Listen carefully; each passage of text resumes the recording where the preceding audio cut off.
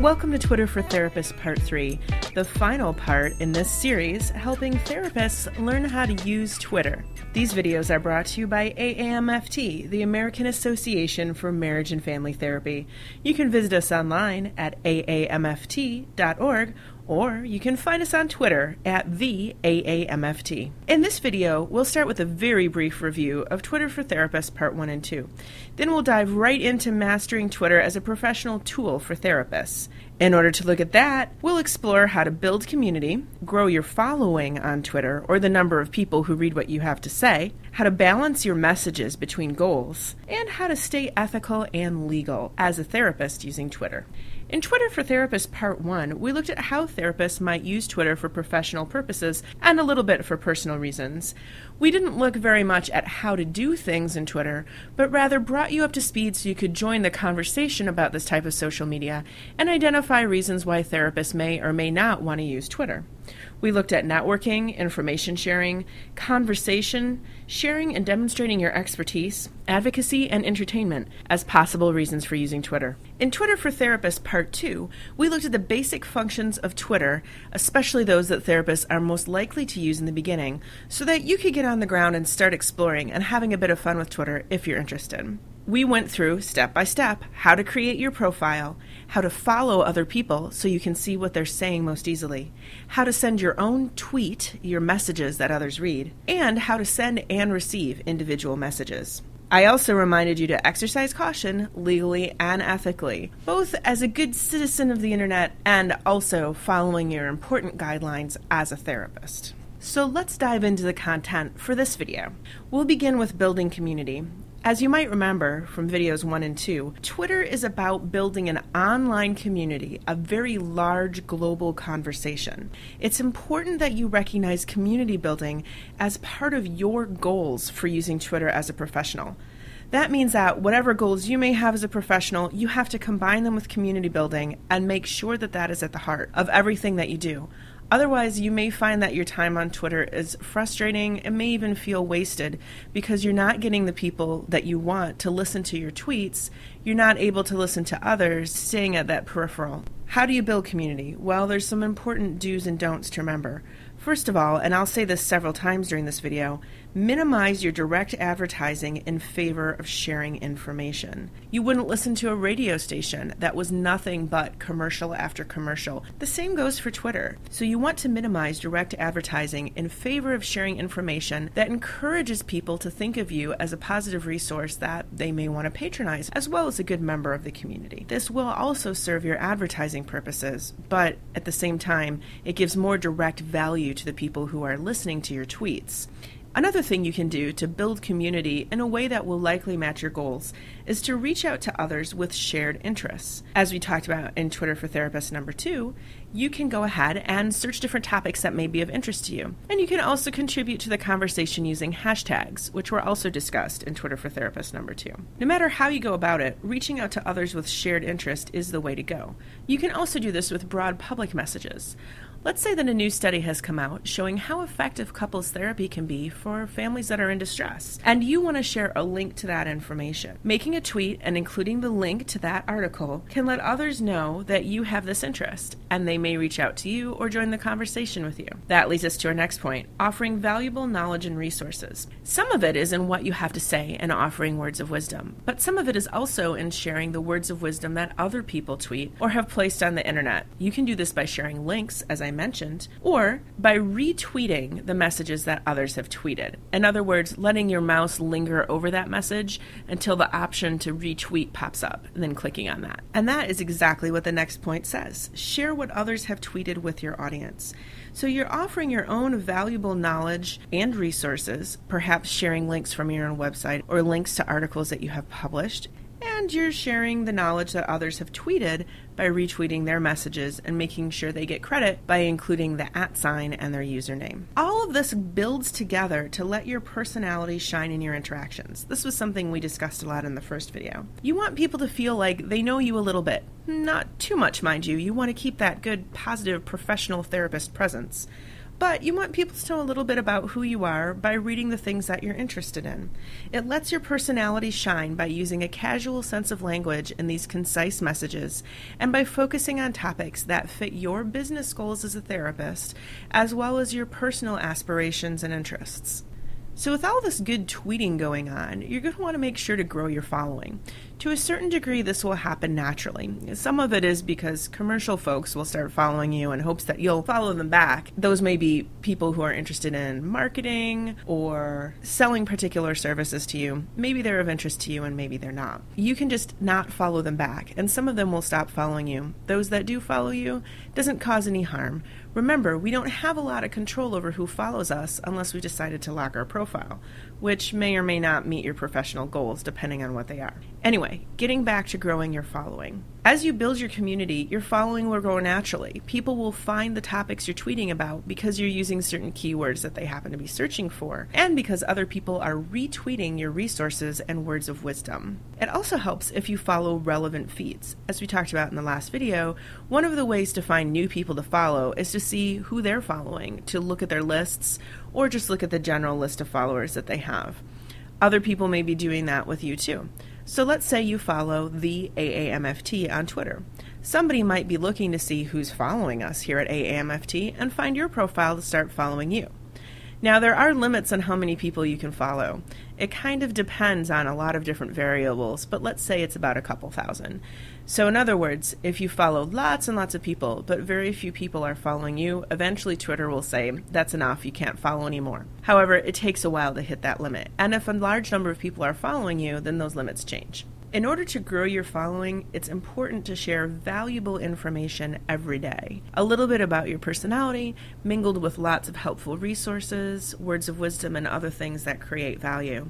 And along the way, you can mingle in some direct statements of where you'll be and what you'll be doing. The number of direct advertisements you should put up varies depending on the expert you ask. What I've seen is about 1 direct advertisement for every 10 messages and no more than that. However, you'll find your own balance. The main point is that the vast majority of what you're tweeting should be valuable information, whether it makes people laugh or think or directs them to another resource. You need to be sharing it every day. The time you spend on Twitter shouldn't be very long unless you want to spend a lot of time there. You can take care of all the tweets you need to tweet in a collective amount of perhaps half an hour a day, maybe even much less. So while it seems disruptive or unusual to be on there multiple times a day until you get used to it, checking in to share information and see if people have talked to you will eventually come as naturally as checking your email or checking your voicemail messages. Those are tasks that we typically do multiple times a day. You can also use different kinds of software programs in order to schedule certain tweets, so you know that you're getting a certain number of pre-planned tweets out there on topics that are of interest and value to your readers, and other ones can be more off-the-cuff and spontaneous as a part of community conversation. Those forms of software and programs go a bit beyond the scope of this video, but if you search around online, you'll find plenty of information on how to use them for general audiences. In order to build your following, you can also look at who follows you and follow those people that seem relevant. For instance, if other therapists in your area find you and start following you, you may be interested in following them back so you can see what they have to say. Make sure that you're promoting valuable content in your other media. For instance, if you have a blog, if you run contests online or live, or if you have other types of online publications or mentions of your work, perhaps you've been interviewed online or other news sources, you want to make sure that you're sharing those as well. So for instance, let's say your local newspaper decides to interview you. Chances are they have a website and maybe your article will end up there. When you share that link with other people, make sure you mention the newspaper's Twitter username using the @ and then their username. Not only will you be sharing that good information and getting to brag a little bit in a way that holds value for your readers, but the newspaper may also share your tweet about the article. Thus, you're attracting some of their following as well. You can also contribute and assist with relevant hashtags. We talked about those in number 2. That's the #, immediately followed by a word that's a key term that people might search for. It shows up highlighted in a different color on the Twitter website, and people know that if they click on it, they can immediately see everybody who's used that word with the pound sign in front of it recently and follow the conversation on that particular topic. This is especially relevant when something happens in the news. Other people will find what you have to say, and some of them may decide they want to follow you. This could be anything that's in the popular global conversation, or even regional to your area. And of course, make sure you're including a link to your Twitter in your emails and online. Put it in your signature, perhaps as a link with a little Twitter icon, and include it in your websites or any other online presence that you may have. Remember how I mentioned balancing your messages earlier? Begin by defining your goals for Twitter, as we talked about in the first video, and then use a balanced approach. So for instance, if your goals for Twitter are to build your practice and to network with other professionals in your area, as well as those you might only meet at our annual conference, then you'll want to go farther than letting people know who they can call to schedule an appointment and what kind of clients you work with. You're going to want to balance that message with other aspects that contribute to that larger community building conversation that we spoke about. You'll want your Twitter messages to be personal and personable, giving people a positive idea of your personality and what you're like. However, make sure that you're not disclosing too much. In addition to following any rules and codes in our ethical and legal guidelines, you also don't want to make people uncomfortable with the amount of self-disclosure you're providing. However, if you're concerned about a certain political issue that advocates for your usual clients, then perhaps you would mention that political issue on your feed.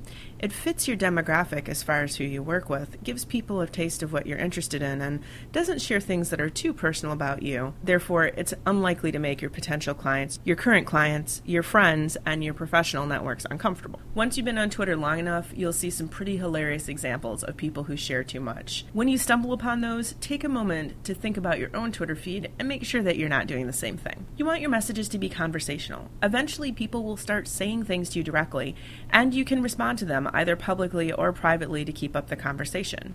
You can also contribute to conversations that other people are having.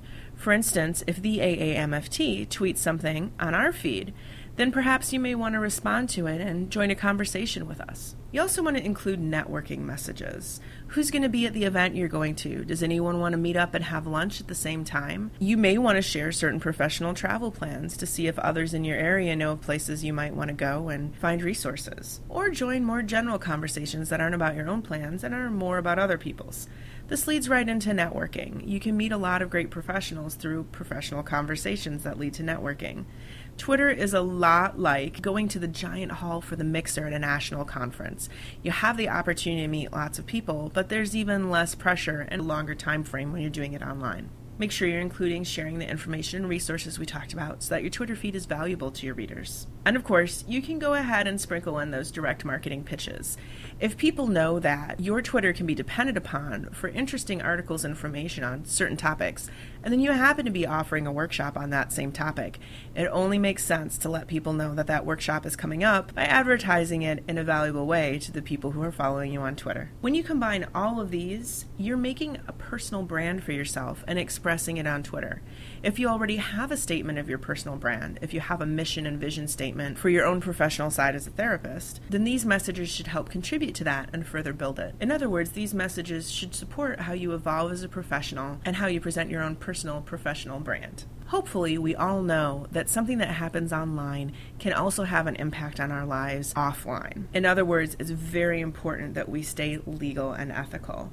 Check all the applicable laws, codes, and guidelines that apply to you as a therapist and make sure that you're following all of them on Twitter as well. I'm especially thinking about things with privacy and disclosure, but there's other areas you're going to want to look into too. Consult your ethical codes and all other codes for online issues specifically, as well as all professional considerations that may come into play. Don't be hesitant to seek legal advice as needed. In some ways, this is a new frontier for exploration, but we have enough professional guidelines to make sure we're not making big, obvious mistakes that decisions have already been written about. When it comes to the point where we have to interpret something that may not have been written for online users or people on Twitter like you and I, that's an especially important time to seek legal advice.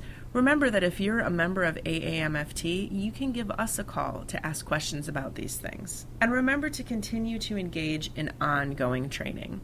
Keep an eye out for promising looking opportunities for training on Twitter and social media and other things that may come up that we need to learn about, and make sure to put the time and resources into attending them. Ongoing training is important to our professional career and our development in all sorts of ways, and this is one of them. Thanks for joining us for this video. Hopefully you learned a lot about how to build community, grow your following, balance your messages, and stay legal and ethical as a professional therapist using Twitter. If you would like to learn more about the American Association for Marriage and Family Therapy, you can visit us at www.aamft.org, or you can find us and say hello at the AAMFT on Twitter.